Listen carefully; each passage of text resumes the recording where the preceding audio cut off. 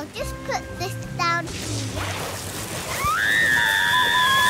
From a viral theory about a show's colors to how the iconic Bluey theme song came to be, there are many facts that you might not know about the famous children's show Bluey. I can't watch Bluey the same way after learning these 20 facts about the healers, so stick around until the end of the video to find out everything you might not know about Bluey. Hello citizens, my name is The Hero. And that's right, today's video is gonna be about Bluey. Who knew that a children's show would be something that I would make videos on, but here we are. And honestly, I gotta say, it's pretty good. So let's get to it. Show creator Joe Brum was largely inspired by his own two daughters when he came up with the idea for the show. And he also drew inspiration from his childhood dog who was named Bluey. I mean, that's a coincidence, right? He drew a little friend as a blue healer and just kept returning to this bright blue dog every time he drew something, until he thought this is a kids TV show. Because we need bright colors, so it was perfect because you can have red healers as well, which is how the little sister was created. I mean, plus I'm pretty sure like it's just known that blue and red are like one of the strongest colors, or opposing colors at least, in media. So I think that was awesome that they ended up deciding to go that way, simply because it just was bright. And bright things do well for kiddos for some reason. Before Bluey became the main character who we all know and love, Joe originally planned to center the show around Rusty, a Kelpie, because it was the last dog that he had as a teenager. You know what's crazy? I don't think I've ever seen a Kelpie in real life. Eventually, Rusty would become a side character and one of Bluey's friends on the show. Which is super cool that they still were able to use the design and still able to put this character in the show instead of just scrapping them all together. It really shows that there's heart into the show from the creators, which I love. Blue healers are real life dogs. I know, I just had to say it because I'm sure there's people out there that don't know, okay? And to be honest, I didn't even know they were called blue healers. The official name is Australian Cattle Dog, and they're nicknamed blue healers like Bluey and Bandit, or red healer like Chili and Bingo, based on their fur color. And literally, if you look at this picture right here, they're kind of crazy because it actually does look like it's blue. Like, that's insane to me. I kind of want this dog now. Joe's vision for the show was that it would be something that both parents and kids alike would genuinely enjoy sitting down to watch together. There were shows like that in older demographics, but they were a bit few and far between at the preschool stage shows. So Joe thought this is probably where we need it the most because you end up watching a lot of it. And parents know this. I mean, I know just my sister alone with my niece watch the show so much. Like, it's always on the TV. If it's not that, it's Mickey Mouse's Clubhouse. So I mean, it's pretty crazy that a little blue healer can match up to Mickey Mouse himself. The mouse has a run for his money. May you blossom and flower and rise. But at one point early on in the show's development, Joe considered pivoting the show to be for adults only and centering around the realities of parenthood. When he first created it, it was going to be a kid's show, and when the pilot got launched, they actually weren't getting much traction because it was a bit hard for people to see what it could be. So what's the next logical choice? Joe thought it would be kind of funny to do a R-rated Peppa Pig, using Peppa Pig's grammar but telling the story about parenthood as it really is. Joe actually wrote that script out, which ended up being 22 minutes long. He really liked it and is actually even considering still doing it one day, which I'm all here for because I love my adult cartoons. Literally, I can watch them all day. Animation's so beautiful. Like, please give me an adult version, R-rated Peppa Pig. I am 100% down for that. Bluey and Bingo's parents, Bandit and Chili, both have jobs that allude to the point that they are, in fact, dogs. Bandit is an archaeologist, which is very similar to the real-life Joe the creator's brother, which is pretty neat, which is a playful nod to the fact that dogs like to dig up bones. That's kind of punny, actually. Meanwhile, Chili works part-time at the airport, a nod to the use of sniffer dogs in security. And in a funny short where he's presenting his findings, Bandit even makes a playful nod to the fact that their species walks upright on two legs, having evolved from dogs that walk on all fours. That just tells you that the healers are from the future, right? They come from a distant future where dogs are roaming the earth on two legs and talking and don't wear clothes, maybe? I feel like that still hasn't been figured out in this show. However, there is a viral theory that the color scheme of the healers has a deeper meaning because it's been proven that dogs can see a limited color spectrum of blues and yellows. But this seems to be just a lovely coincidence. However, many TikTok commentators and theorists like myself have noted that dogs do in fact love to watch the show. It's literally proven.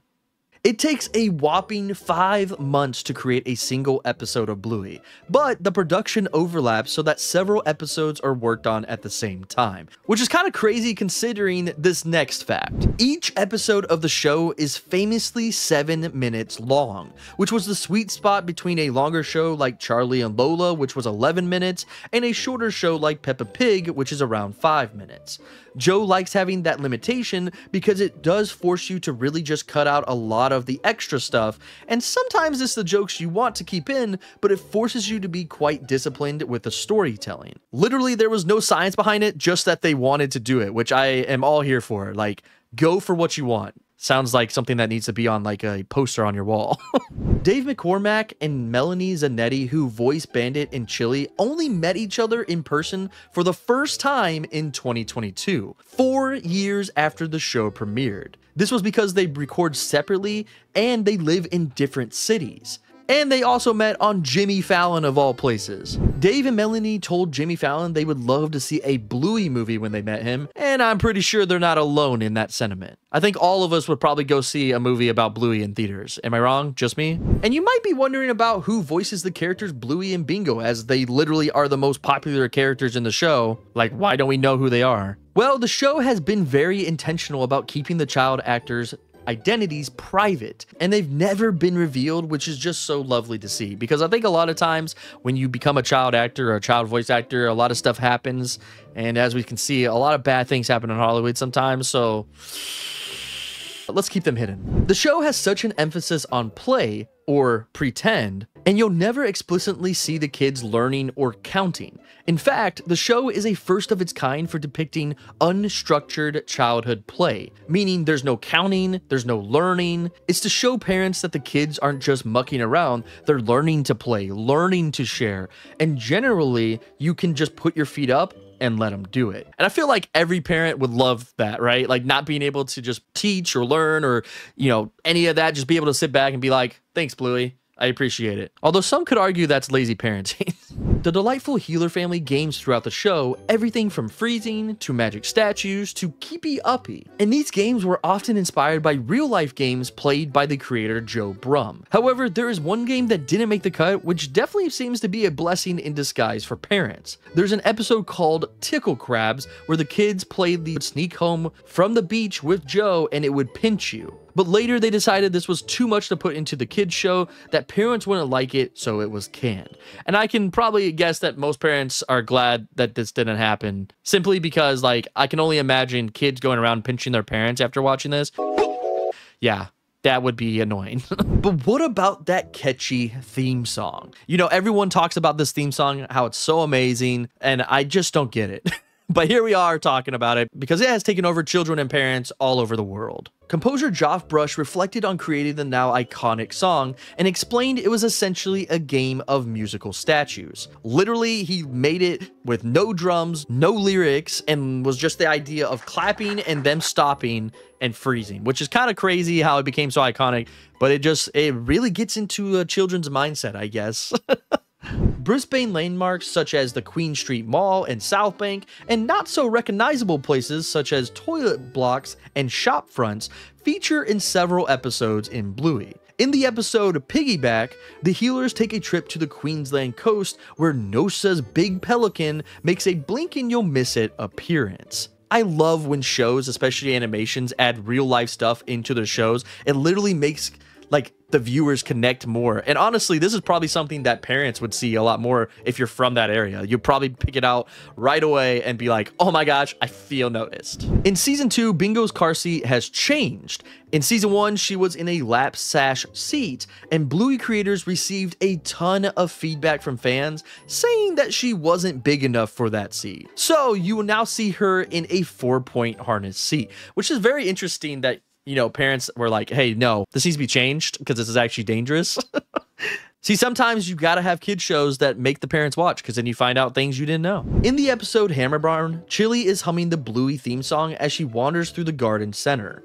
In fact, one of the craziest things is whenever you hear mom or dad humming, it's always the theme song, which is another way that I feel like this song gets like so replayed in people's heads, like children and parents alike, because it just keeps playing throughout every time they start singing. It's kind of crazy, but it's like super smart marketing at the same time, so I don't blame them. But do the characters age? Well, they sort of. Bluey's friend Chloe has her 7th birthday in the episode Feather Wand, but the birthday party was more for story purposes. And to be honest, the creators actually aren't intentionally aging up the characters, because the intention is for them to stay the same age, which is an interesting fact considering that the actors, the voice actors that are playing Bluey and Bingo are just getting older and older, and you can actually notice that as you're watching the episodes and the seasons. So we'll have to see how all that's going to play out in the future, but it is an interesting fact they are not trying to age the characters. So maybe they'll just cast new people. We'll have to see. There has been much debate over whether Nana buys or makes her own ice blocks for Bluey and Bingo. Well, I can tell you that it is confirmed they are homemade, and the Luda team, which is the team behind the Bluey development, confirms that the only ingredient is freshly squeezed orange juice. Now, that's something I want to try. But what did you think about all these crazy facts of Bluey? I think it helps me understand the show a little bit more and shed some light on things that people probably don't know about. So did you learn anything today? Let me know down in the comments below. Check out this video right here because it's more of me and you're going to want to see more of me, and I'll see you over there. Bye-bye.